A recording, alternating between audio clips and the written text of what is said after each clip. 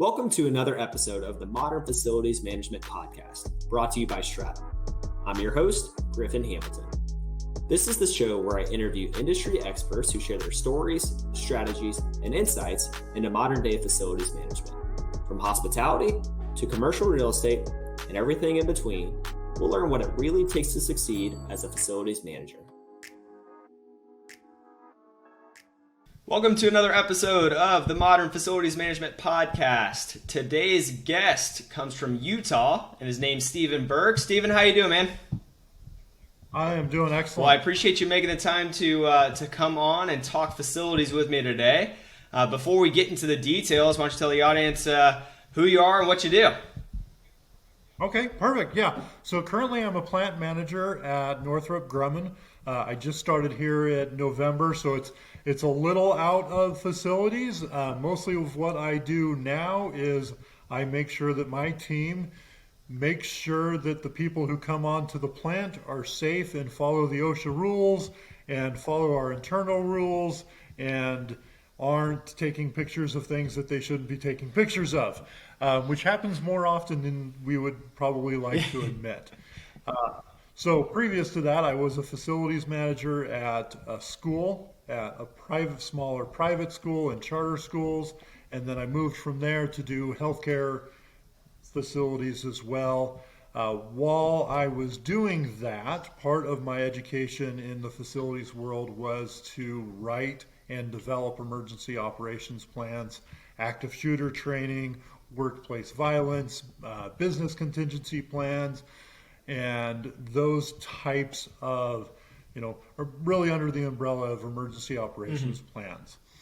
And so as I went through that, I started consulting. I had a former boss of me come to me as he left that organization, started a new organization, and said, "Hey, you did such a great job for that organization. Will you come and consult with us while we go through this journey?" And what came of that is they're in healthcare. Normally for a startup company, you only get a year's license. Because of that consulting, I was able to get a 3-year license for them, which is nearly unheard of in healthcare because it's such a highly regulated industry. So that's kind of where I started. And then I had reached out to you because I'd seen you do a podcast, and I said, I really need to kind of expand my network a little bit in order to make this work. And really, when I started, facilities management was, almost like you turn a wrench and that's all you do and that's all you're concerned with. And now especially as we go into the pandemic, we're looking at more of the environment of the office, the environment of the classroom, the environment of the clinic. How do we make that safe? How do we make that healthy? What additional steps do we need to do? Because we've had the CDC comes out and says, okay, this is what all of your employees need to do if they're coming back to work. This is what you need to do to prepare each space so that your clients can come back into your office. So facilities management really has evolved from that, kind of facilities tech now mentality to I really need to know everything about how my building works, from the subfloor all the way up through the attic to the roof. And then there's the Internet of Things now, right? That's the big buzzword. How do I monitor all of that from a central command center? And does that make sense as a facilities manager to manage a building that way? Or is that creating more of a burden on the facilities manager going, I can't do what I need to do because now I'm an IT guy. Yeah, and it's interesting just the summary of that you just gave of what facilities is, because it has evolved and it covers so much now, going from just turning wrenches and now you're doing project and proposals, you're managing vendors, you're getting into IT as you just mentioned. So you're touching anything and everything related to the building, and security and well-being of the personnel in the building is a big piece of it that you're acutely aware of. And so a question I had for you, because you mentioned a few of your the different roles that you've been in with different organizations. I mean, you've seen it from the educational space and now to a corporate environment. So what has been some of the main differences that you've seen between the different industries that you've worked in? A lot of it is the regulation. There's areas where we overlap. OSHA is going to be OSHA, and we have to be aware of those rules, especially for, PPE. We have to be aware of those rules. But the regulation for a school is different from a healthcare. In fact, it used to be that back in 2017, they passed a law that all healthcare organizations had to have in place an emergency operations plan. And that wasn't a legal thing before that. It was best practice, but it wasn't legally required. 2017, they said, okay, you now have 2 years to go do this. And so when I started in 2017 in healthcare, I went from kind of managing the building to, okay, now we really have to write and develop this because it's mandated by law. And if we don't have it in place, then the surveyor can come in and say, okay, you don't have it. Guess what? Your licenses are being revoked and you can't operate as a business. And then now I'm into this corporate world, and it's more of a manufacturing process. And so you have to really be aware of who's on your plant at any given time. What are they doing there? Why are they there? And that the paperwork involved in that requires, for me, it's 7 members of my 15-member team is just that, making sure we know who's on plant, why they're there, that they have work permits, that they're doing their safe start meetings, that they're cleaning up after themselves, they're not taking any proprietary anything right. with them. It's a each industry has its areas where we overlap, but each industry also has very specific needs. You mentioned that was a law in 2017, and they had 2 years to come up with it. Did I hear that correctly? So, yep. Oddly enough, it's however weird it is to say, but it's 2022, so that's 3 years past the deadline. And since 2019, a lot has happened, most notably COVID changing the way that facilities now viewed. How has that law changed, or has it at all, from 2019 to now, to current day? So it hasn't. So they were given 2 years. So 2017, everybody had to have these in healthcare, they had to have it done and in place by 2019. We're 2 years beyond that now. But the requirement is still there. And so in talking to other facilities managers and talking to other life and safety auditors and surveyors, it runs the whole gamut. You have people who took it very seriously and went, we're going to get this done right now, and we're going to have it written before the deadline and in place, and we're going to show those surveyors this is what it is. And you have other people who went, oh, I don't have time to do that right now, and I don't know how to do it, and I don't know where the help to go get it is. And they still don't have that because now they had to switch that focus, right? Because COVID came in and suddenly everybody's scrambling for how do we stay open as a business? How do we do remote? Can our facilities guys work from remote? Do we have to have them in the office? Can we go out and get a third party? So they all started having to answer these questions, but it still left that gap of what do we do about this emergency operations plan? And I think, my personal opinion is that COVID-19 really showed the facilities management world why we need those plans in place. So with Circle City, my healthcare organization that I managed, we had some of that pre-planning for the pandemic in our plan already. And so it was very easy to pivot and move forward with those plans. And so with the people that weren't proactive about that, and kind of goes along the theme that we've had on many episodes of the podcast on being proactive versus reactive. And no one could have seen COVID coming and, having the impact that it has.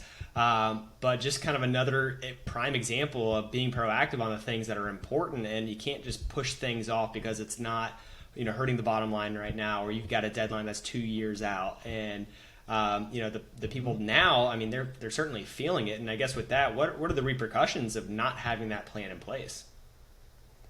Well, the repercussions is that they spend tons and tons and tons of money on spinning their wheels, going, okay, they weren't prepared, and so every shift they're still not prepared, and so every time it shifts, it goes, well, now what we do? Oh, now what we do?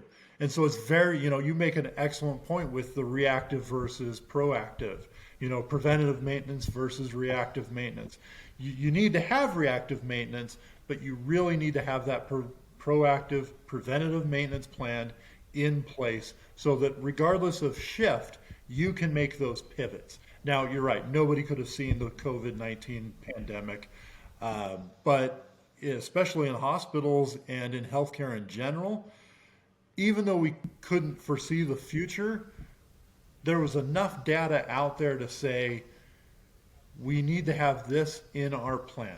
If you live in somewhere where you're going to get blizzards, you're going to have a plan for blizzards. If you live in somewhere where you're going to have power outages all the time, you're going to have a plan for your preventative maintenance for your generators. We live in a world where there are constantly new diseases. You have to have a plan in place of, okay, what happens if we have a patient surge? Yeah. What does that look like? Who are the partners in the community that we can partner with if we get overwhelmed?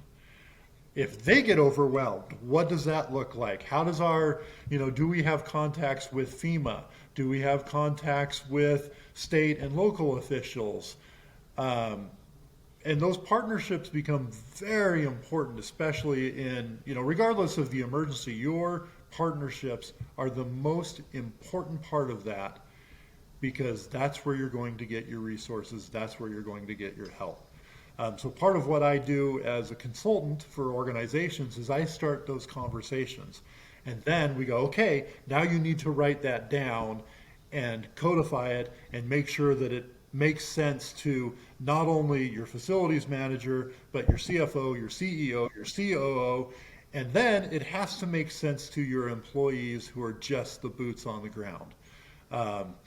The teacher needs to know what their role is just as much as the principal or the CFO or the COO.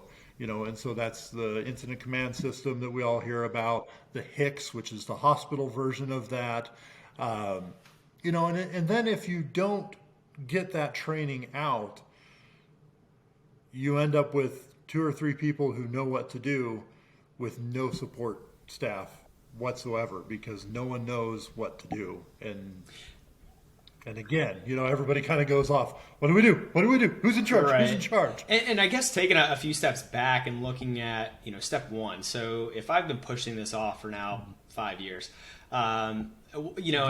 this is something I'm listening to, and it's like, okay, I need to bring this front of mind, and this is going to be an initiative I have in 2022. What's step one? Where do I even begin? And that's a difficult question, because it's going to have to be answered individually by the person who's, you can't see here, I'm raising my hand. I'm going to drive this initiative, right? That's a big initiative. Everybody gets the deer in the headlights look. That's why they've waited 5 years, or, in some cases 10 years, because, we should have had this 10, 15, 20 years ago. But everybody gets that deer in the headlights look, and it's, okay, I need to do this, but how do I do it? So you have a couple of options. Your first step is to really get a subject matter expert in, because they can guide that discussion and they have the experience to tell you, okay, step one, bring me in, bring the subject matter expert in. Step two, let's do an all hazards approach. Let's look at the hazards of your building and of your community and of your area. And then once you have that, then it's easy. Then it's just going, okay, there's a train station up the way that has hazardous material that goes through. What happens if that's a derailment? We have severe snow, we have severe heat, we have severe rain, we have power outages on a monthly basis, or, so we need to have that. And then you have to start getting into, and that's the natural disaster end of it. And then you need to get into the man-made disasters, right? What is our plan if the worst happens? If an active shooter comes in, what do we do? And for years we've had, there's the buzzword run, hide, fight, and everybody shows the same video. There's actually a number of other videos out there that are much better than that one, and give you a real sense of what that looks like and how to prepare for it and how to go forward with a plan. Because in an active shooter situation, if you don't have a plan, your brain's going to stutter step. And you're going to be sitting there going, what do I do? What do we do? How do I get this? And those precious 8 seconds determine whether or not you, and oftentimes will, survive or not. And I know that's very dark, but unfortunately it is a very dark topic. It's one that has to be approached with sensitivity, because as you're then, you've got, natural disaster plans are pretty easy. It's these man-made ones that are hard, because you get into, am I going to re-traumatize someone who's been through this? Am I going to traumatize someone in the middle of developing a drill? There was a school a few years back that developed a full-scale drill. It was a dramatized active shooter event. They had sign-off from everybody from the district level down to the parents. And they ran it. They traumatized the students, the teachers, the observers that day. They ended up getting sued. People lost their jobs. So when you get into that part of it, you have to almost put in your good feels and go, okay, this is how we're going to approach it in a very non-threatening way that still gets people to think about what's our plan. Yeah, and when we're talking about security, I mean, you mentioned it being dark. I mean, unfortunately, yes, it is, but it can be a reality, and it is a reality far too often. And that is something where if you don't have a plan in place, then that is whenever that, unfortunate event can turn into a complete tragedy that should, never have gotten to the point where it is, where in, what you're going through, when you have a plan in place, that could eliminate everything. And there's always going to be trauma there, because it's never a great experience to go through. But if you have a plan, there is a best case scenario that could play out. Yeah. And what people have to understand about that best case scenario is that you are not trying to save everybody. And that's really the hard thing to get through to people, is that your job, your number one job at the end of the day, is to get home safely. And that plan can be very individualized to you. So even if your organization doesn't have one, you have to have one for yourself. And that needs to encompass all aspects of your life. You're walking into a grocery store, you're walking into a movie theater, a mall. Just think about the recent news. As of the last month, we've had some of these active shooter real life incidents. And people need to think about that, not just on the job, but in their personal life. If I'm in Walmart, what do I do? If I'm in, my movie theater, what do I do? And it's unfortunate that we have to think that way. But at the same time, we have a responsibility to keep ourselves safe. And if we have younger children under our care, we have a responsibility to them as well. Yeah, absolutely. And so I guess going back as far as looking at it from a facilities standpoint and creating this plan. So you're going through, you're thinking of every scenario, both natural disasters and, man-made disasters. From there, where do you go from there? You're looking at different partnerships, and you're going down through these, hypothetical scenarios. What's the next step in creating this plan? So then you're writing. So as you go through those scenarios, you're writing them. And once you have a written plan, that's great, right? You got a written plan. You can slap that on the thing, mark it off your checklist, and hey, we got a written plan. That's not the end. The next step is that you have to develop drills. Much like Most organizations, schools, you have to do a monthly fire drill. Healthcare, we had quarterly drills, fire drills. It's kind of funny. I've been at Northrop Grumman 2 weeks. There's been 2 fire alarms go off, related to the kitchen, I believe. So I actually haven't had a drill, but they even have plans of, okay, we have to do a quarterly drill to make sure everybody knows, okay, where's your exit points, okay? And everybody understands fire drill, right? We all do those fire drills. Well, an emergency evacuation plan can use the same routes and the same ideas behind your fire drill, but it's just for any type of emergency. So we take that fire drill idea and we morph that into, okay, what does the active shooter drill look like? What does the power outage drill look like? What does the hurricane drill look like? What does the heavy rainstorm, or in some areas of the country, what does the tornado drill look like? And you run through these drills so that you get muscle memory. And that's another topic. So we used to do fire drills like this, right? Fire drill would go off, and I'm going to move so you can see my arm, and we'd all run that way, right? Fire drill would go off, and we'd all run that way. There we go. I managed to figure out my camera and how to work it, right? But what would happen is, guess where the fire was? And we'd all run that way because that's what we had been taught. And so we started doing these fire drills of, okay, there's a fire drill that way. And it would force people to think, okay, what's my plan B then? If the fire is that way, then I need to go that way, or I need to go that way, or I need to go that way. And the same thing with other emergency types of drills. You have to think in terms of, what's my evacuation plan A? What's my evacuation plan B? And sometimes even C. 2 to 3 is what the recommendation is. 2 to 3 different exit plans. So you go through that in your part of your plans and write it down and make sure that the maps are all there, and then you start drilling and you start drilling and you start drilling. So it becomes a culture of safety and not a culture of fear. Yeah, and that was going to be my next question of how many backup plans you need. And you mentioned 2 or 3 minimum is going to be the safe number there.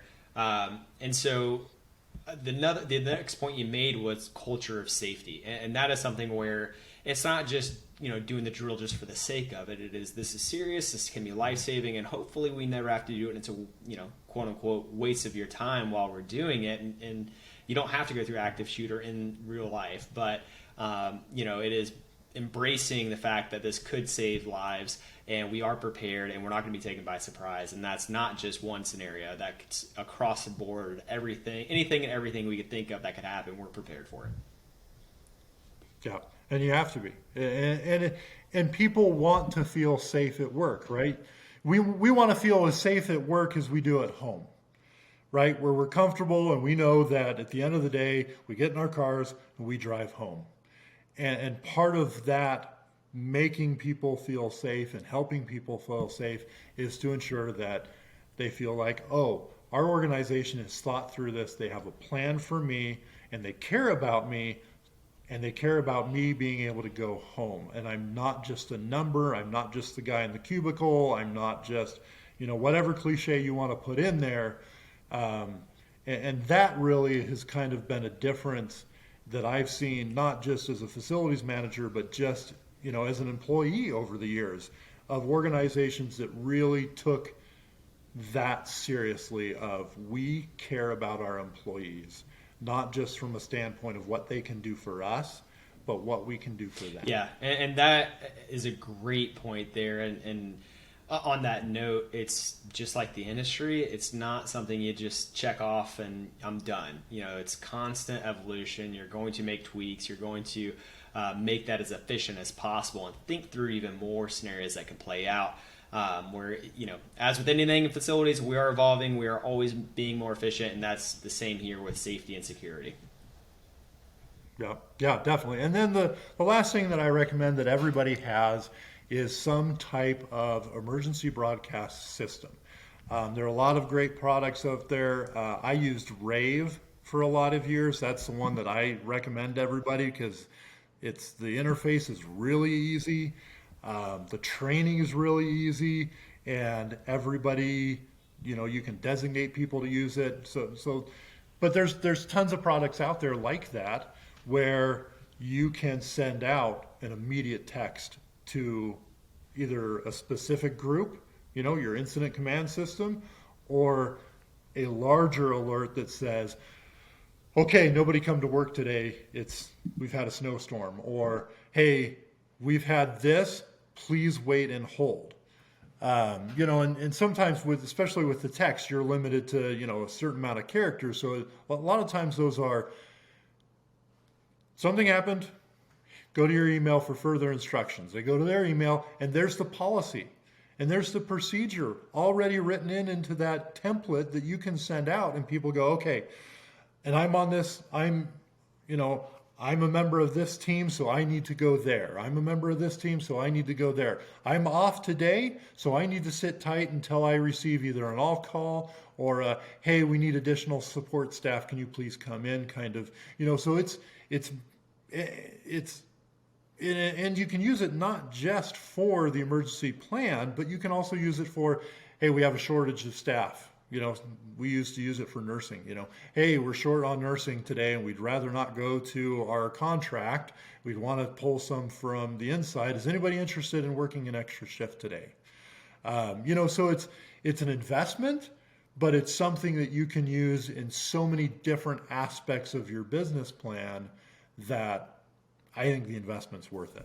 Yeah, absolutely. And, I appreciate you coming on here, Stephen, and everything you mentioned has been wonderful as far as starting from scratch. And, here's a light on, the fire under you, if you will, to get this process started. But the step-by-step and certainly getting towards that end goal and having these plans in place. And for folks that do want to reach out to you, if they are interested in learning more, where could they find you? Yeah, it's fairly easy. Just shoot me an email, and that is steventburke79@gmail.com. Probably in the future I'll have a website. I'm starting off fairly small right now, so it's just the email. Again, that's Stephen, Stephen, Burke, Burke, 79@gmail.com. They can reach out to me there. And then we can further discuss, what I can do for you. Because the best part of what I do is to make sure that people are safe. And that, at the end of the day, is the best job satisfaction that I can offer. Love it. Well, I'll have that contact info and your LinkedIn profile here in the show notes here as well. But before I let you go, Stephen, one question I ask everybody, which is who or what has had the biggest impact on your career? I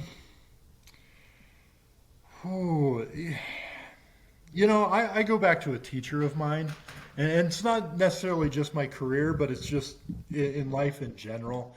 I am 6'8", and when I was younger, I had big glasses and kind of like a death sentence in middle school, right?